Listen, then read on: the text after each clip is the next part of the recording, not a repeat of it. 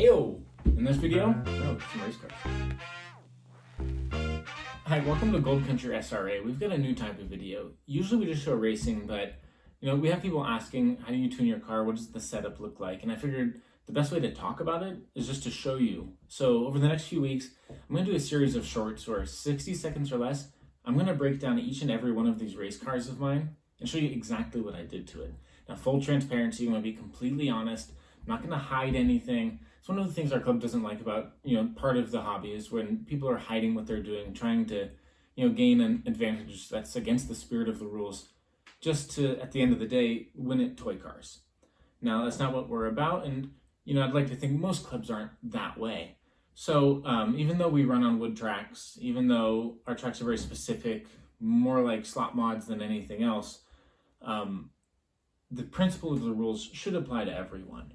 Right, so you'll see our basic rules pop up there on the screen. Those are common rules that apply to every class we have. You can do a wood guide if you want, change the braid, lead wires, you can do tungsten ballast. In some classes you can change the tires, but not in all of them. Now, quick on the club, we've got 10 members, about 6 tracks, all wood routed tracks, a lot of fun. And we were lucky enough to get started racing early, around 2014, a lot of the guys. But I didn't start till about 2018. But we all started at Sidewinder Raceway in Rancho Cordova, California. Bill and Billy, the owners, operators, track builders there, they did an amazing job with their race classes, keeping it close, right? They wanted to see close battles on track. They wanted to see which drivers could take the heat, which ones had to get out of the kitchen, so to speak. And, we carried over a lot of those same rules into our classes. We have some of the tracks now in our houses. And we race there, every other week or so. And we have a lot of fun. We spend more time drinking beer and smoking and having fun than we do keeping track of the points and driver standings and all of that. Yeah, we post the results, but after that's done, we crumple it up, throw it in the waste bin, and, well, it's on to the next race. And kind of that's the joy of it for us, right?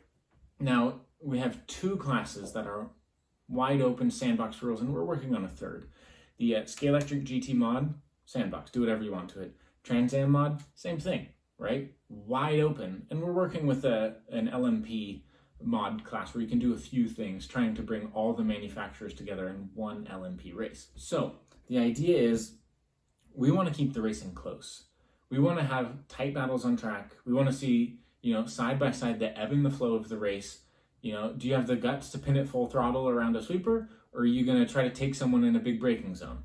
Right? Maybe you want to sit on someone's bumper the whole race and see if they can take the pressure. Wait for them to make the mistake, and then you can just zip on by and enjoy the rest of a smooth race, having a big cushion in time. But a lot of our classes, if you wreck one time, you're not going to make the podium. Right? So it really puts the emphasis on the driver instead of on the setup. Right? It's not whoever's spending the most money, spending the most amount of time. Most people, right? These cars are $60, $70, $80 already. Most people don't want to spend an extra $20, $30 on performance parts. Now, do performance parts help your car perform better? Of course they do, right? That's true of any car, whether it's 1-to-1 racing or 30-second scale racing. But again, what are you looking for, right? I think most people would agree that getting lapped 20 times in one heat or lapping a driver 20 times in one heat isn't really fun, right? You want to see a battle on track. And, in that sense, that's what we're aiming for. And we understand that our rules aren't really designed for everyone. Not everyone likes it, but that's just the way it is. We found a good balance, and we do what we enjoy. They're like these Penelope pit lane cars, beauties, a lot of fun to drive. Are they fast? Hell no, they're not fast, but they're a lot of fun. So that's really the aim here. If you have questions, you want to, find out something a little more specific or whatever, throw it down in the comments. I'll reply as best I can. If I didn't cover it in the 60-second breakdown of cars, then ask another question and I'll respond the best I can. Like I said, we're full transparency. We don't want to hide anything from anyone. Most of us got our start because, well, at Sidewinder, one of the beauties of it was you could go to Bill or Billy or any of the fast racers and they're going to show you exactly what they did to the car. And most places you don't really get that. And it's kind of unfortunate, right, that people are trying to hide it or, bend the rules, or ultimately it comes down to cheating if you have a specific rule set. Is that right? Then people are at an unfair advantage and they're not going to want to come back. We have specific rules for a reason. We want to have fun. We want to enjoy it. And I figured, we've been posting our race videos long enough that it's time just to show you what we do with the cars. So in that sense, I hope you enjoy. Stick around for the series of shorts we're going to be doing, and catch you next time.